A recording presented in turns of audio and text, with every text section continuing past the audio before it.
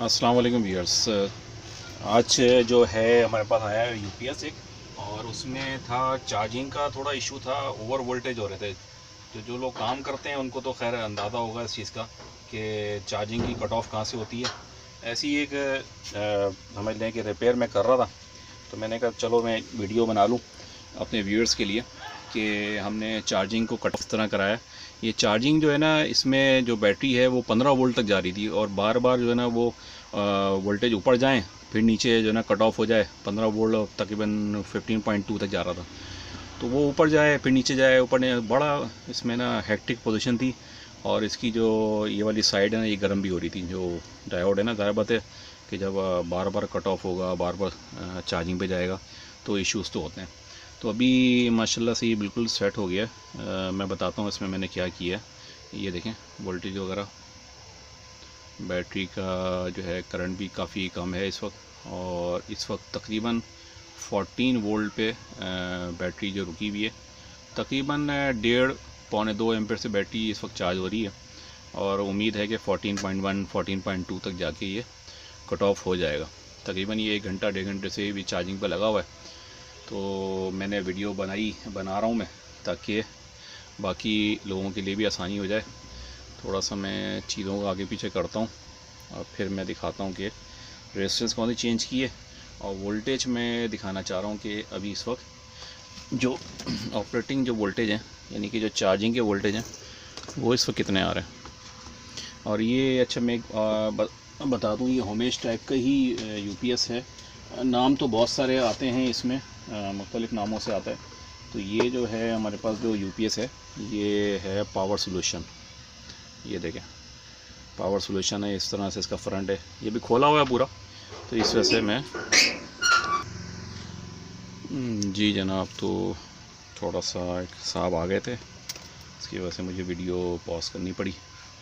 अब जो है ना मैं थोड़ा सा वोल्टेज में आपको कोशिश करता हूँ कि नज़र आ जाए। कैमरे में काफ़ी मुश्किल होता है कि एक साथ ही दोनों तीन चीज़ें हो जाएं, लेकिन ये कि कोशिश करता हूँ कि ये है जो सेट हो जाए। शायद नज़र नहीं आएगा ऐसे।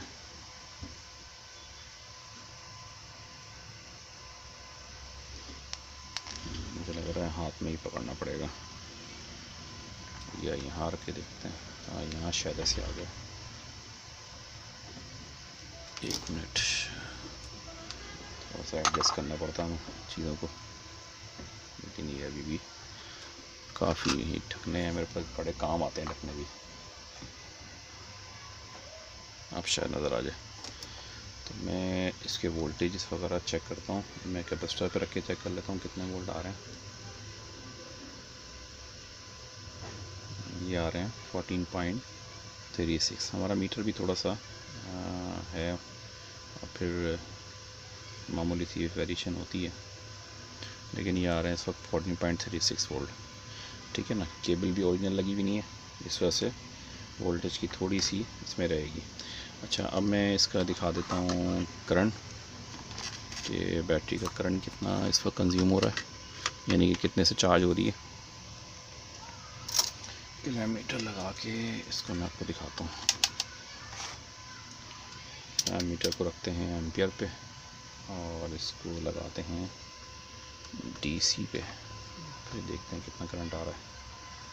ये देखें करंट इसमें आ रहा है तकरीबन 1.8 एम्पियर। 1.8 एम्पियर से बैटरी चार्ज हो रही है। दूसरे मीटर से मैं देख रहा हूँ इस वक्त, तो तकरीबन 14 वोल्ट आ रहे हैं। तो अभी भी 0.2 की गुंजाइश है, तो 1.7 1.8 एम्पियर्स से बैटरी इस वक्त चार्ज हो रही है।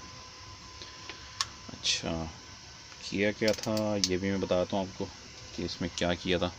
मैं इस वक्त चार्जिंग इसकी कर देता हूँ बंद, और मैं आपको रेजिस्टेंस चेक कराता हूँ, ठीक है ना। तो मैं इसको अभी कर देता हूँ शट डाउन पावर से, ठीक है। इसको बंद कर देते हैं, ये हो गया बंद, ठीक है ना। अब ये पावर ऑफ हो चुकी है, और मैं अभी इसको डीसी भी निकाला ताकि इस तरीके से ये गड़बड़ ना करे। तो पर डिस्चार्ज कर लेते हैं, क्योंकि डिस्चार्ज करना बहुत ज़रूरी होता है। अच्छा जी, ये जो है इसमें जो बैटरी का कट ऑफ सिस्टम है, मैं आपको करीब करके दिखाता हूँ। इसमें थोड़ा सा जूम करने की कोशिश करता हूँ कि जूम हो जाए और फिर आपको सही तरीके से नज़र आ जाए चीज़ें। ये मैंने सब करीब कर लिया और ये देखें, इसमें मैंने जो है इस जगह पे चिमटी से दिखाता हूँ आपको। यहाँ जो है ना ये रेजिस्टेंस, ये वाली 1 2 3 और ये चौथी यहाँ लगी हुई थी 15K की रेजिस्टेंस यहाँ पे इस जगह पे। ये आप अगर नंबर से नोट करेंगे तो PCB नंबर जो है, थोड़ा जूम करता हूँ शायद आ जाए। देखें PCB नंबर इसमें आ रहा है। अगर आप ये एरो बना हुआ है इसमें ना, एरो से देखते हैं तो 1 2 3 और ये 4 R74 है। R74 जो है ना वो यहाँ से बनती है। और जूम कर देता हूँ उसको। ये देखिए रेजिस्टेंस की वैल्यू तो नज़र नहीं आएगी क्योंकि बहुत ही छोटी है रेजिस्टेंस में, लेकिन आपको थोड़ा सा ओवरव्यू मिल जाएगा। ये जो है ना यहाँ से पहली, दूसरी, तीसरी और चौथी, ये चौथी वाली रेजिस्टेंस जो है ना ये लगी हुई थी 15K की। और 15K की वैल्यू से ये जो है ना जो सिस्टम जो जा रहा था वो जा रहा था 15 वोल्ट 15.2 पे चार्जिंग जा रहा था। बहुत ज़्यादा इसमें ना अप डाउन इसमें कैफियत हो रही थी इसमें। तो हमने इसमें पहले तो 15K की एक और लगा दी थी पैरेलल में, तो उससे मसला हल नहीं हुआ। उससे तो समझ लें कट ऑफ ही हो गया, शायद वो 12 वोल्ट पे ही चार्जिंग पे नहीं जा रहा था। फिर मैंने क्या किया कि इसमें जो है मैंने यहाँ से इसकी दोनों रेजिस्टेंस जो मैंने जम की थी मैं आपको दिखाता हूँ। ये देखें, ये मैंने ये जम की थी, ये आपको नज़र आ रही होगी। इतनी छोटी रेजिस्टेंस होती हैं कि इसको संभालना भी बड़ा मुश्किल होता है। ये देखें हाथ में चिपक गई। ये दो छोटी छोटी असेंबलीज थी 15K की और दूसरी भी 15K की। तो मैंने ये दो लगाई थी, तो मैंने दोनों निकाल दी हैं। और निकालने के बाद जो है ना, अब मैंने निकालने के बाद क्या किया कि यहाँ पे लगाई मैंने 10K की रेजिस्टेंस। तो 10K की रेजिस्टेंस जो है ना उससे भी मसला हल नहीं हुआ।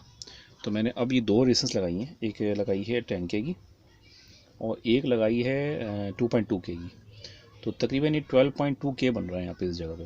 तो 12.2K से हमारा चार्जिंग का जो है ना वो करंट भी बढ़ गया था और जो वोल्टेज है ना यानी कि चार्जिंग पे चला गया और वोल्टेज जो है ना 14.2 पे जाके ये रुक गया है इस वक्त। तो ये अगर आपने कट ऑफ नहीं हो रहा तो ये आपने चेक करनी होगी। ये रेजिस्टेंस ये लगा हुआ है 431 है, मेरे ख्याल से TL431 ही है, जो कि चार्जिंग वार्जिंग में आपकी बैटरी चार्जर में भी इस्तेमाल होता है। ये 3 पिन्स की ये IC है। तो इसी के ऊपर यहाँ पे अगर आप देखें सीधा से 1 2 3 और 4, ये चौथी पे आपने ये रेजिस्टेंस को चेंज करना है। अगर कम कर देंगे तो कट ऑफ जो है ना जल्दी हो जाएगा, और थोड़ी सी बढ़ाना शुरू कर देंगे तो चार्जिंग के वोल्टेज और बढ़ जाएंगे। अगर 15K से 18K कर दी तो और ज़्यादा बढ़ जाएंगे। तो आपने इसको सेट करना होता है। तो ये छोटी सी टिप थी, मैंने कहा कि आपको वीडियो की सूरत में मैं आपको दिखाऊं। ये हमारा सेट जो है होमेज की टाइप की PCB है और मैंने इसको निकाल लिया था बाहर। इसमें मसले और भी थे। मसले क्या थे इसमें कि यहाँ पे इसकी 3205 जो IRF लगी होती है, इनमें से यहाँ वाली शॉर्ट हो गई थी। तो शॉर्ट कैसी हुई, मैंने खैर निकाली तो सारी थी। वो ये डायोड जो है ना ये पहले किसी ने लगाया था, किसी साहब ने। तो ये 1 लैग वाला 2 लैग लगी हुई थी इसकी, 1 लैग जो है ना इसकी टूटी हुई थी। तो हमने ये जो है ना ओरिजिनल 3 लैग्स वाला जो डबल डायोड है वो लगा दिया। और यहाँ पे जो है ना 3205 हमने तीनों चेंज कर दी। अच्छा, चेंज करने की सूरत क्या है, अगर आप ऊपर देख रहे होंगे तो बहुत ही माइनर सा मैंने जम किया है। ये जम क्यों किया है, ये जो है ना इसकी जो गेट बाइसिंग है ना, इसका प्रिंट टूट गया था। और इसका प्रिंट होता है PCB के दूसरी साइड पे, जहाँ कंपोनेंट लगे होते हैं उस साइड प्रिंट। तो मैंने बहुत ही बारीक सा यहाँ से जम किया, तो यहाँ से किया, यहाँ मिलाया, यहाँ से यहाँ मिलाया और यहाँ से यहाँ मिलाया। तो ये जो है ना हमारी गेट के वो पूरे हो गए। अच्छा, जब अगर आप भी चेक करते हैं ना तो आप किस तरह चेक कर सकते हैं कि इसके जो है ना मीटर से चेक करें तो फिर वही मसला होगा। थोड़ा सा इसको जूम आउट करता हूँ और इसको जो है मीटर पर रख के आपको चेक कराता हूँ कि ओम्स कितने बनते हैं। आप ये ओम्स का ख्याल रखेंगे ना तो कभी भी आपको परेशानी नहीं होगी। तो ओम्स चेक कर लिया करें लाजमी। मैं यहाँ रख लेता हूँ, बड़ा मुश्किल होता है मीटर और फिर रिपेयर साथ, बहरहाल कोशिश करता हूँ। यहाँ पे मैं अगर 20 के की रेंज पे मैंने रखा हुआ है इसको, ये देखें 20 के की रेंज पे रखा हुआ है मैंने रेजिस्टेंस पे। और मैंने यहाँ पे रेजिस्टेंस चेक कर दूँगा, तो यहाँ पे रेजिस्टेंस जो है ना तकरीबन जो है 6.67 किलो ओम्स। ये अगर यहाँ पे सही आ रही है, अगर 6.67 किलो ओम्स, 6.67 किलो ओम्स, ये टच नहीं हो रही सही, यहाँ पे देखें 6.67 किलो ओम्स, ठीक है ना। और इसी तरीके से यहाँ वाले भी, ये जो 3205 की मैं गेट और सोर्स दिखा रहा हूँ, यहाँ पे जो है ये देखें 6.67, यहाँ पे भी 6.67 या 68 जैसे भी है। पॉइंटों में तो थोड़ा बहुत कम ज़्यादा हो सकता है, सही टच नहीं हो रही है। देखें 6.67 68 किलो ओम्स, और यहाँ पे भी 6.68 69। मामूली सी रेस में फ़र्क होगा तो थोड़ा सा पॉइंटों में चेंज होगा, लेकिन ये सही है, ठीक है ना। तो अगर इस तरह की रेजिस्टेंस आ रही है तो समझ लें आपकी जो गेट का जो सिस्टम है ना वो बिल्कुल ठीक है। तो यहाँ पे जो मामूली था मसला जो हो रहा था, यहाँ पे 9 किलो ओम्स आ रही थी और यहाँ पे 20 के से भी ऊपर वैल्यू आ रही थी। तो मैं समझ गया कि इसकी गेट का जो सिस्टम है ना, जो प्रिंट है, कोई मसला है इसमें। तो मैंने जो बैक पे देखा, पहले बैक से मैंने प्रिंट जोड़ने की कोशिश की, लेकिन इतना बारीक था कि वो जुड़ ही नहीं रहा था। फिर मैंने इसकी फ्रंट साइड पे आ गया, तो फ्रंट साइड पे मैंने बहुत ही मामूली सा मैंने इसको जम किया है, और जम करने के बाद जो है ना ये ज़्यादा बुरा नहीं लग रहा। तो मैंने ये सारे जो गेट के जो रेजिस्टेंस से पहले है ना, ये वाला पॉइंट है, यहाँ से इनपुट्स आती हैं, यहाँ से मैंने इस प्रिंट को कनेक्ट कर दिया और ये जा रहा है कार्ड में, ठीक है ना। अच्छा, ये चीज़ हो गई यहाँ से। और अगर अपने नीचे की 740 की तरफ की बाइसिंग चेक करनी है ना, तो मैं सोच रहा हूँ लगे हाथ ये भी बता दूँ कि यहाँ पे कितने आती है वैल्यू। इसको मीटर को मैं रखता हूँ वैसे ही, मैं किलो ओम्स में रखता हूँ। थोड़ा सा इशू होता है, थोड़ा सा मैं इसको ऐसा करता हूँ कि जूम आउट कर देता हूँ थोड़ा सा, ताकि मीटर नज़र आ जाए। इसको मैंने थोड़ा सा ये कर दिया ऊपर, और अब मैं एक ऐसा करता हूँ, लाइट भी कर देता हूँ ताकि शायद आपको सही नज़र आ जाए। शायद नज़र आ जाए आपको।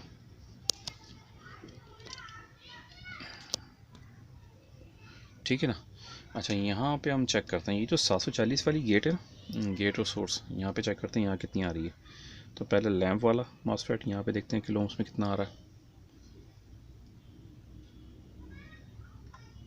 ये 20 की रेंज से बाहर हो रहा है, 200 के पे रखेंगे और फिर चेक करेंगे।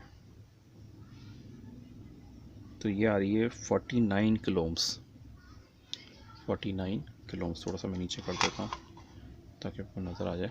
यहाँ से इसकी जो गेट सोर्स है 49 किलो ओम्स। थोड़ा सा मीटर भी मेरा ज़रा गड़बड़ कर रहा है, LCD इसकी। दूसरे पे चेक करते हैं 49 किलो ओम्स, ठीक है ना। अगर ये इस तरह आ रही है ना, तो समझ लें आपका गेट और सोर्स की रेजिस्टेंस बिल्कुल ओके है। तो ये चेक करने का तरीका ये भी है 740 की साइड पे, कि अब ये ज़रूर चेक कर लिया करें 49 किलो ओम्स। इसी तरह से इसका यहाँ पे जो है ना ये वैल्यू बढ़ती है, दो साइड पे तो सही है 49, यहाँ पे वैल्यू जो है ना ऐसे तो बढ़ती है और 15 तक जाती है, 15 के तक। ये देखिए वैल्यू बढ़ रही है। तो ये अगर वैल्यू यहाँ बढ़ रही है तो समझ लें ये ग्रेटर सोर्स आपका काम कर रहा है सही, ठीक है। 15 किलो ओम्स तक जाती है ये तकरीबन। अच्छा, इसके बाद वाला भी वैल्यू बढ़ने वाली सिचुएशन है इसमें भी। यहाँ पे भी आप देखें वैल्यू बढ़ रही है, 9 के, 10 के, 11 के, इस तरह करते करते ये 15 तक जाएगा, ये 15 के तक, ठीक है ना। यहाँ पे रुक गया, लेकिन ये तकरीबन 15 के तक वैल्यू तक होती है इसकी, आसपास नियर बाय। तो ये इसका तरीका है चेक करने का इसके जो ना, यानी कि अगर आपको डाउट हो रहा है इस जगह पे कि कहीं ऐसा तो नहीं है आपका ड्राइव सर्किट काम कर रहा है नहीं कर रहा है, ये ड्राइव सर्किट इसका 740 वाले का कि काम कर रहा है नहीं कर रहा, तो आप इसमें लाजमी जो है ना इसकी ओम्स चेक कर लिया करें, ताकि आपकी जो है ना जब ओम्स चेक करेंगे ना तो रेजिस्टेंस का नेटवर्क हो या इसकी जो है ना प्रिंट हो, ये सारे वेरीफाई हो जाते हैं इससे। यहाँ से 49 है, समझ लें ये 3 पे 49 है और तकरीबन इस पे वैल्यू चलती हुई वैल्यू नज़र आएगी, 15 के तक जाएगी, ठीक है ना। और ऊपर वाला तो मैंने आपको बता दिया था कि 6.7 के की वैल्यू तीनों पे आनी चाहिए, यहाँ पे भी और इन तीनों पे भी 6.7 के की वैल्यू आनी चाहिए। तो आपका जो समझ लें कि इससे प्रिंट विंट सारी रेजिस्टेंस वगैरह सब ठीक है ना, इससे आप डबल राजमा हो जाएंगे। तो ये थोड़ा सा सिस्टम था, मैंने कहा कि ये थोड़ा सा मैं बता दूं कि जो रिपेयर करते हैं उनको तो खैर बहुत अच्छी नॉलेज होगी इसकी, और उनके पास तो अच्छी खासी जो है ना एक्सपीरियंस भी होता है। लोग या बताइए ये सब चीज़ें एक्सपीरियंस से आती हैं। जितना आप जो है ना काम करेंगे उसके हिसाब से आप जो है ना माहिर बन जाएंगे, और इस तरह का कोई भी सर्किट आ जाएगा तो आपको तो वीडियो देखने की ज़रूरत भी नहीं है, आप जो है ना फ़ौरन इसमें जो है ना रिपेयर कर लेंगे इस काम को। लेकिन जो लोग नए हैं या सीखना चाह रहे हैं इन्वर्टर का या यूपीएस का, ये होमेज टाइप के जितने यूपीएस हैं ये अच्छा ये पीसीबी जो है ना होमेज में भी है, अच्छा इन्वरेक्स में भी है, और दूसरे बहुत सारे सेट हैं, पावर विजन इस तरह की कुछ होते हैं, तो वो उसमें भी जो है ना इसी तरह की पीसीबी लगती है। और ये सर्किट जो है ना अक्सर यूपीएस में लगे हुए आते हैं, ठीक है ना। मैंने यूपीएस का आपको जो बॉक्स है वो भी दिखा दिया था, मैं आपको इसको पलट के भी दिखा देता हूँ कि किस तरीके से है कंपोनेंट्स वगैरह। अभी मैंने एक यूपीएस की मैंने बनाई थी वीडियो, तो उसमें भी तकरीबन सेम ही था।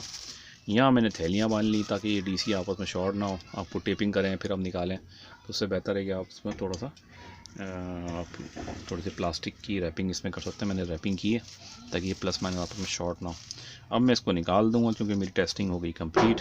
तो ये है मामला था जी। एक साहब और आ गए थे तो फिर उनसे बात करने लग गया। तो यहाँ पे तो ये होता है, मुख्तलिफ लोग आ रहे होते हैं और उनसे बातचीत हो रही होती है, कभी रिपेयर के हवाले से कभी कुछ। ये है, मैं उसकी रैपिंग खोल देता हूँ। थोड़ा सा सर्किट ब्रीफ तो मैंने उसमें पहले भी कर दिया था और आपको तो बहुत ज़्यादा पता होगा, माशाल्लाह मुझसे ज़्यादा आप माहिर होंगे रिपेयर कर रहे हैं,